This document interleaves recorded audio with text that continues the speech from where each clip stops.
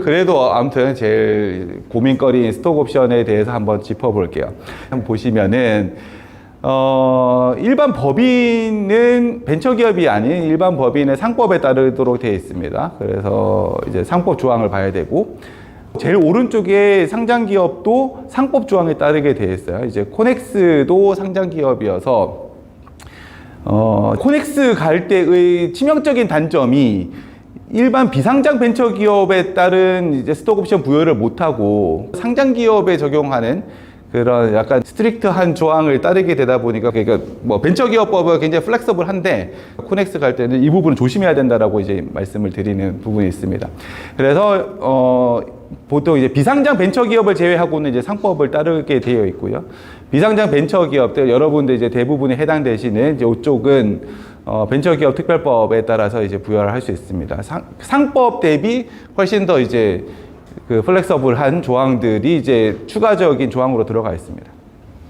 요건에 여러분들 뭐 정관 이런 걸 별로 신경을 안 쓰실 텐데, 스톡옵션을 부여할 때 몇몇 회사들이 초기 기업들이 법무사 통해 가지고 이제 그 기업 설립을 하다 보니까 정관에 스톡옵션을 부여할 수 있는 근거 조항을 기재를 안 해놔서 이제 정관에 저게 기재가 안 돼 있는 경우들이 가끔 있어요. 가끔 있는데 정관은 회사 설립부터 뭐 투자 받을 때까지 계속 볼 일이 없다 보니까 웬만큼 투자를 받아도 저 규정이 없는 경우들이 있습니다. 그래 나중에 이 시점에 정관에 스톡옵션 부여 규정이 없네요 라고 되면 그 전에 부여했던 스톡옵션이 다 무효가 돼요. 새로 부여해야 됩니다. 이게 또 정관의 스톡옵션 관련 규정은 법인 등기사항이기 때문에 이거는 소급해가지고 가라로 할 수도 없어요. 그래서 이 부분을 꼭 챙겨야 된다. 되게 크리티컬한 거니까 챙겨야 된다라고 볼 수 있겠습니다. 이제 행사 가격을 보면은 비상장 벤처기업의 경우에는 액면 이상의 행사 가격이면은 법상 문제는 없습니다. 투자 계약서에서 투자 단가에 뭐 30% 할인, 50% 할인 이런 조항들을 넣는 경우는 있지만 일반 뭐 이제 법에서는 그냥 액면 이상이면 된다. 대신에 시가와의 차익이 1인당 5억 원이 넘어가면은 안 된다라고 하는 부분이 굉장히 좀 중요하게 되어 있는, 이것도 해당돼 가지고 스톡옵션 취소 위기에 있는 분들이 있어요. 이게 뭐냐면 이제 그 벤처기업이 쫙 크면서 나중에 마케팅 오피서나 뭐 임원들 C레벨들을 이제 데리고 올 때, 예를 들어 기업 가치 2천억 밸류에 이제 뭐 비상장에서 매매되는 가치로 봤을 때도 2천억 이상으로 이제 거래가 되는데 스톡옵션의 1%를 준다. 그런데 설득을 하고 데려오기 위해서 기업 가치를 1천억 밸류로 해서 행사 가격을 부여를 했다라고 하면은 1천억 이 차이가 이제 차익이 되는데 여기 1%면은 10억이 되거든요. 그러면은 그 차익이 10억이 넘어가면은 다 무효가 됩니다. 이게 생각보다는 매매 사례가액을 국세청에서 다 관리가 되고 있고, 그리고 뭐 회사도 뭐 나중에 거래소 심사할 때 스톡옵션 부여한 게 적법했는지 다 봐요. 그때, 이때 시점에 시가와의 차익이 5억 원을 초과하는데 이거는 불법이네요. 취소하세요. 라고 하면은 그냥 취소할 수밖에 없어요. 그 심사역에 따라서 이런 거 별로 체크 안 하는 경우도 있기는 하나, 이게 뭐 법령이 그러니까 이거를 체크해가지고 뭐 취소하라 그러면 해야죠. 그래서 이 부분 이제 행사 가격을 이제 주의해서 해야 되고요. 이제 시가는 매매 사례가액을 적용을 한다라고 또 아셔야 됩니다. 그리고 이제 부여 대상이 일반 뭐 상법에서는 이제 임직원만 되는데 벤처기업 특별법에서는 경영자문인에도 이제 스톡옵션을 부여할 수 있다. 예전에는 이게 또 경영자문인 또 회계사, 변호사 뭐 이런 사람들만 될 수 있었는데 지금은 확 풀려가지고 이제 웬만한 사람들은 경영자문인이면 다 스톡옵션을 외부 사람들도 이제 부여할 수 있게 되어 있습니다. 여기에 이제 제가 뭐 세법이 또 중요하니까 이제 세법을 하나 참고로 넣어놨는데, 대신에 이제 외부 사람이면은 각종 세제 특례에서는 다 제외가 돼서 그래서 이제 경영자문인의 경우에는 기타 비상무이사로 모셔서 스톡옵션을 주면은 임직원이 되니까 모든 이제 그 세제 특례를 다 적용을 받아 차액 5억까지는 뭐 세금도 안 내고 뭐 다양한 지원책들이 있는데, 그냥 고문으로 하지 뭐라고 했을 때 그 외부 그냥 경영자문인이 되면은 그런 세제 특례가 다 제외가 되니까 고려를 하셔야 됩니다. 스톡옵션 세금이 굉장히 커요. 그 세제 특례를 적용받지 않으면은 스톡옵션을 행사를 하고 비상장 회사의 주식을 받았을 뿐인데 세금을 왕창 내야 되는 행사했을 때 바로 차액에 대해서 다음 달 10일까지 납부를 해야 되거든요. 그게 한 몇 억 정도가 되면 그것도 이제 행사하는 사람도 힘들고 회사도 뭐 잘해준다고 했는데 서로 또 안 좋으니까 저런 부분 세금을 굉장히 고려를 많이 해야 된다라고 볼 수 있겠습니다. 뭐 주총 특별 결의는 뭐 특별하진 않고요. 한도는 벤처기업 특별법에서는 발행주식 종수의 50%까지 되어 있는 거 알고 계실 텐데, 근데 뭐 보통 이제 투자를 받게 되면은 VC 계약서의 90% 이상이 발행주식 수의 10%로 제한을 하고 있고, 그런데 이제 일부 IT 업종 등의 경우에는 임직원이 굉장히 많은 경우들이 있어요. 사람이 많다고 회사가 빨리 성장하고 이런 게 아닌 뭐 신약이나 이런 쪽은 사람이 별로 없으니까 지금 스톡옵션 부여량이 5%, 7%에 넘어갈 일이 별로 없는데, IT 업종은 사람이 많을수록 훨씬 더 빨리 성장을 할 수 있는 부분이 있다 보니까 사람이 굉장히 많아지고, 저도 그 때는 비상장 상태에서 200명이 넘어갔었는데 사람이 많아지니까 스톡옵션을 0.1%씩만 줘도 굉장히 많아지죠. 그럴 때에 한해서 이제 VC들이 10%는 그래 너무 적군, 그럼 한 15% 정도로 맥스치를 이제 늘려줄게, 이렇게 협상을 하고는 있습니다. 뭐 아무튼 뭐 법에서는 50%라는 거. 그런데 또 저쪽에 보면 하나 특이할 점이 비상장 벤처기업은 발행 주식 수의 50%까지는 스톡옵션을 줄 수 있는데, 다시 상장기업이 되면 발행 주식 수의 15%로 다시 줄어들기 때문에 또 뭐 비상장 때 너무 많이 쓰면 또 상장하고도 이게 끝이 아니고 계속 또 상장사로서 성장을 해 나가야 되는데, 스톡옵션을 이제 추가적으로 부여하기 어려운 부분이 있다라 뭐 생각해 볼 수 있겠습니다.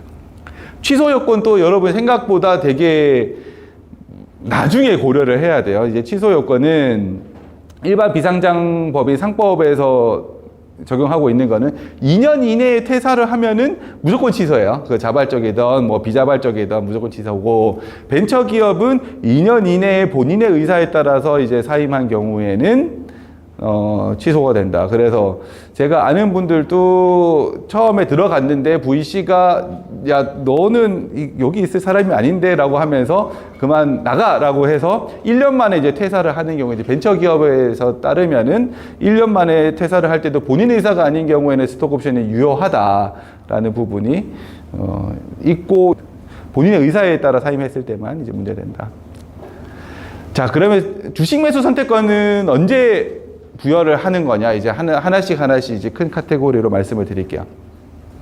부여 시점은 이것도 뭐 많이 알고 계실 텐데, 이제 벤처기업 인증이 필요하다. 아까 일반 상법 적용받지 않고 벤처기업 특별법 적용받으려면 벤처기업 인증이 이제 필요한 거고, 그 이후에 하는 거고, 저는 그런 얘기 많이 들었을 거예요. 아마 스톡옵션은 너무 일찍 주면 안 된다. 그런데 왜 일찍 주면 안 되냐에 대해서 이제 말은 별로 없죠. 저는 이제 생각하는 게, 임직원분들, 현재 재직 중인 임직원분들한테 우리 피 같은 주식을 줬을 때 이 주식의 미래 매도 가치가 합리적으로 예상되는 시점에 부여를 하는 것이 좋을 것 같다라는 말씀을 드려요. 이게 시드 때, 뭐 시리즈 프리 A 때, 이때 스톡옵션 1%, 2% 줘도 이게 뭐 어쩌라고 이렇게 되는 경우들이 있죠. 이제 초기에 이제 지분 세팅을 한 이제 대표님 같은 경우에는 정말 이제 1%가 굉장히 크잖아요. 1% 진짜 너무 아끼는 직원이어서 줬는데 뭐 크게 이제 고마워하지 않는 경우들이 있을 수 있으니, 이 매도 가치 합리적으로 예상되는 시점, 그거는 사람마다 따라 다르겠죠. 포지션에 따라서. 그냥 일반 직원이면은 웬만큼 프리 IPO 단계가 아니면은 이제 그렇게 기대하지 않을 거고, 근데 또 사람에 따라서 우리 회사에 너무 고맙게도 이제 그 성장에 대해서 굉장히 큰 기대를 가지고 있는 사람들은 조금 일찍 뭐 줘도 될 거고, 그런데 일반론으로 보면 한 시리즈 B 단계는 되어야 이제 IPO가 보이고, IPO 되면은 이제 우리 회사 비슷한 회사들이 시가총액 한 2천억 정도는 하는 것 같네. 지금은 한 1,000억 정도 하는 것 같지만, 뭐 이런 식으로 이제 대충 이제 머릿속에서 계산이 되죠. 그래서 그 시점, 뭐 시리즈, 예를 들면 시리즈 B 시점 혹은 뭐 C 시점, 이때 직원분들한테 주는 게 좋다. 그 전에도 막 대표님도 주고 싶죠. 너무 이쁜 직원들한테 이제 막 주고 싶은데 일단은 조금 참았다가, 뭐 회사 지분 가치는 또 어떻게 될지 뭐 요즘엔 다 알 수 없으니까 좀 더 참았다가 저 시점이 되면은 주는 것을 이제 좋다고 생각하고 있습니다. 아까 또 초반에 말씀드린 것처럼 초기 임직원에 대해서 뭐 또 지분율에 대해서 별로 생각이 없으신 경우들이 있어요. 나는 별로 안 벌어도 되니까 직원분들 많이 가져가라라고 하면서 이제 3%, 5% 이렇게 막 주다 보면은 후반에 이제 조인할 분들이 받을 이제 스톡 옵션 같은 것들이 이제 제한이 되니까 이런 것들이 VC들이 이제 싫어하죠. 야, 이게 스톡 옵션 벌써 이제 8% 다 써버렸으면 남은 2% 가지고 좋은 사람들이 영입을 할 수 있겠나? 라고 얘기를 하면은 회사 대표님이 그러면은 우리 이 스톡옵션 풀을 한 15%로 늘려주면 되지 않습니까? 라고 하면은 이제 VC들은 항상 보는 게 10%만 보기 때문에 이게 스톡옵션 풀을 15%로 늘린다라고 하는 부분이 심사역들한테 굉장히 어색하게 다가와요. 이거 15%로 올려줘도 되나? 나중에 상장할 때 심사도 그렇지만 공모주 펀드 매니저들을 봤을 때 이 회사는 스톡 옵션이 15%나 나가 있고 나중에 상장하고 나서도 새로 신규 주식이 엄청 상장이 되겠네라고 하면서 부담을 주기 때문에 저는 어쨌든 스톡 옵션은 그 최대의 효율로 운영을 하는 것이 좋다라고 이제 생각을 합니다. 행사 가격은 얼마로 해야 되냐? 이제 액면가 이상으로만 하면 되는데 법적으로는 히트 그룹도 그렇고 굉장히 낮게 받았어요. 저도 이제 CFO로 들어가가지고 투자 계약서에 그 행사 가격 하한이 없었어요. 그냥 10%까지 부여를 할 수 있다라고 되어 있었고 그때 투자사가 SBI 인베스트먼트 이인직 상무님이 뭐 행사 가격 같은 거 얘기를 하는데 뭐 직원한테 이게 행사가 나중에 더 받아서 뭐 할 거냐. 직원한테 돈 뜯을 생각 하지 말고 그 행사 가격을 충분히 낮게 해라라고 의견을 주셔가지고 너무너무 감사하고 그 진짜 최고의 인사이트를 가지고 있다라고 생각을 하는데 어차피 그 직원들이 대부분의 스톡옵션 행사 가격을 납입을 하는 시기는 상장하고 난 이후고 그때 VC들은 다 엑시트하고 난 시점인데 뭐 굳이 개인한테 뭐 1,000만 원 받을 거 5천만 원 받고 이게 뭐 그렇게 회사의 운영에 도움이 될 것이냐.